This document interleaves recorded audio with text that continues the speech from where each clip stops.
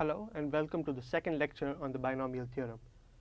In this lecture, we will look at the binomial theorem and some of the related results which can be derived from the binomial theorem. First, recall the definition of NCR, which is the number of ways of choosing R objects from n distinct objects, and which can be written as n factorial divided by n minus r factorial times r factorial. So the binomial theorem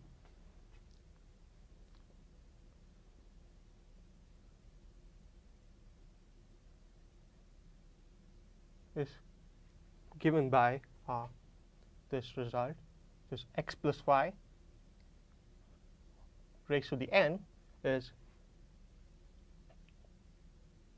nc0 x to the n y to the 0 plus nc1 x to the n minus 1 y to the 1 plus so on till nc n minus 1 x to the 1 y to the 0 plus nc n x to the 0 y to the n, where NCR is the number of ways of choosing R objects from n distinct objects. This can be more succinctly written as the summation R equal to 0 to n NCR x to the n minus r y to the r. So the binomial theorem can be taken to be an identity in x and y. The binomial theorem is applicable for x and y complex and n being a positive integer.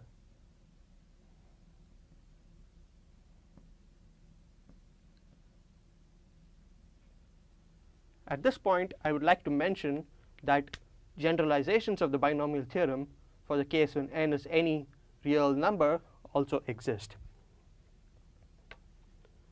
So in the definition, in the expression of the binomial theorem, we take x to the 0 to be equal to 1 for all x, which are complex numbers. So irrespective of the value of x, we define x to the 0 to be equal to 1. So you notice that there are n plus 1 terms in the binomial theorem, and they are not n terms, but n plus 1 terms in the binomial theorem. And you notice that there is sort of a pattern to the terms in the binomial theorem, and that is well captured by the general term of the binomial theorem. In general, the r plus 1 term in the expansion of x plus y to the n can be written as NCR x to the n minus r times y to the r. So to give you an example of the application of the binomial theorem, let's look at x plus y power 1. So from the binomial theorem, we get that this is nothing but 1c0 x power 1 y power 0 plus 1c1 x power 0 y power 1, which gives us x plus y, which is what we expect. So we can also derive for the case when we have x plus y whole square. This is nothing but 2c0 x power 2 y power 0 plus 2c1 x power 1 y power 1 plus 2c2 x power 0 y square. And since 2c0 is 1, we have x square. 2c1 is nothing but 2. We have 2xy. And 2c2 again is 1, so we have plus y square. And this is the well-known result of x plus y, the whole square equals x squared plus 2xy plus y squared.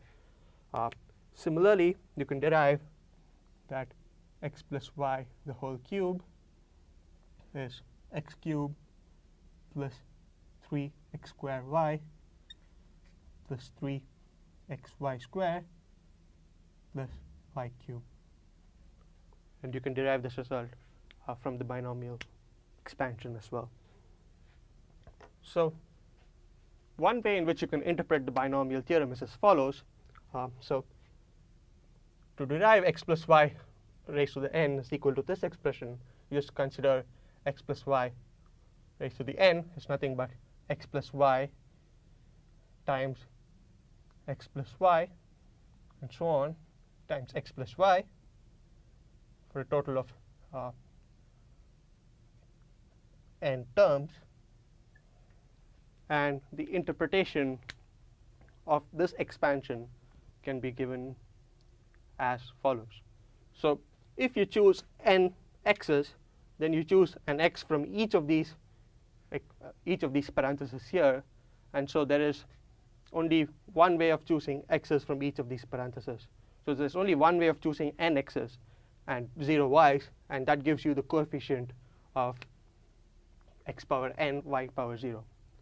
And if you want to choose n minus 1 x's from this expression, then you have to choose n minus 1 x's from the n possible x's, and you have to choose 1 y from the n possible y's, and that can be done in n choose 1 ways, and that gives you the coefficient of x power n minus 1 times y power 1, and so on. So in this way, you can derive you can provide a combinatorial interpretation of the binomial expansion.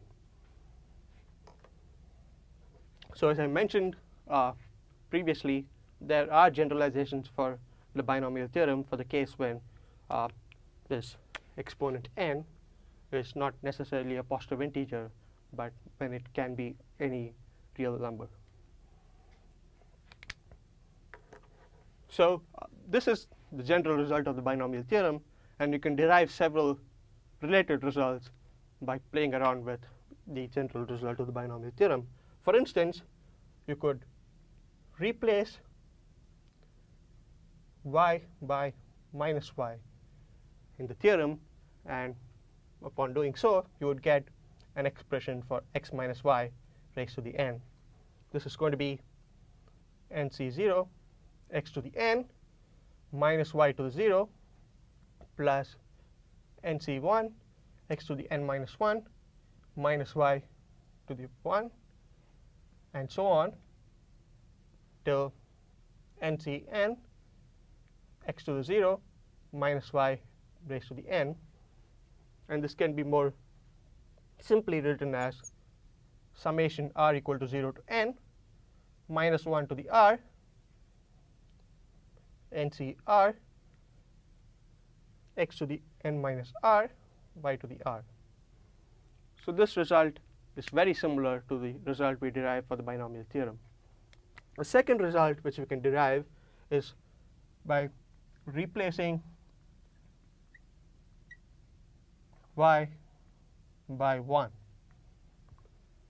in which case we can derive an expansion for x plus 1 raised to the n as nc0 x to the n 1 to the 0 plus nc1 x to the n minus 1 1 to the 1, and so on to ncn x to the 0 1 to the n, and this can be written as nc0 x to the n plus nc1 x to the n minus 1, and so on till ncn x to the 0. Now to arrive at a more simpler expression of this result, use the fact that ncr is ncn minus r, and you can derive this to be equal to ncn x to the n plus ncn minus 1 x to the n minus 1, and so on till nc0 x to the 0. And this last expression can simply be written as summation r equal to 0 to n ncr x to the r. And so this is the binomial expansion of x plus 1 to the n. Similarly, you can also derive this result from the binomial expansion. You can derive an expansion for x plus y to the n plus x minus y to the n. And if you apply the binomial expansion for these two separate expressions, you will get 2 times nc0 x to the n y to the 0 plus nc2 x to the n minus 2 y square, and so on. The alternate terms will cancel out, and it will leave you with this result. So that's it for this lecture. So hope you had fun listening to the binomial theorem and some of its related results. In the next lecture, we'll be looking at some examples of the usage of the binomial theorem and some possible problems you will face in an exam situation. Thank you.